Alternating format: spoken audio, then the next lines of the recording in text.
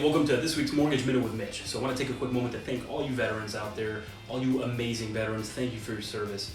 It is truly appreciated what you do and have done for our country. So on to mortgage news. Had an amazing day in the market yesterday. So believe it or not, inflation was up 0.4% month over month, 7.7% year over year. The core inflation, which takes out food and energy, was up 0.3%.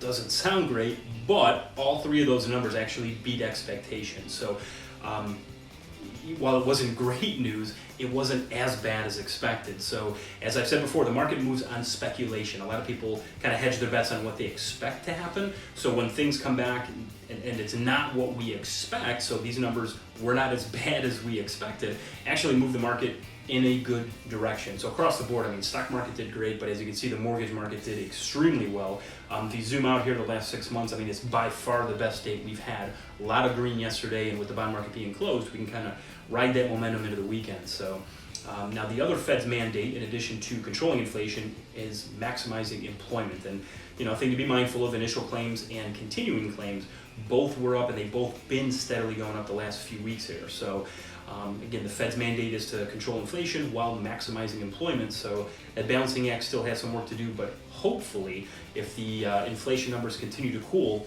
the Fed will back off a little bit and not tank the job market. So that's the hope. As far as sports news, Cavaliers kind of fell back down to earth. So after winning 8 straight, they unfortunately lost 2 in a row.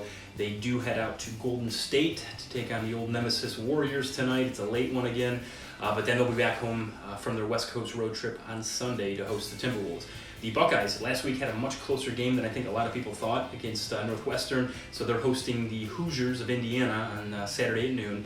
And then the Browns head to Miami to take on Tua Tagovailoa. And if you thought his last name's hard to pronounce, look at his first name. I didn't know this until recently, and that's quite a name. But he's also quite a quarterback, so hopefully we can keep him in check and bring home the win. We will see on Sunday at 1. So as always, if you have any mortgage questions, let me know. Would love the opportunity to help you.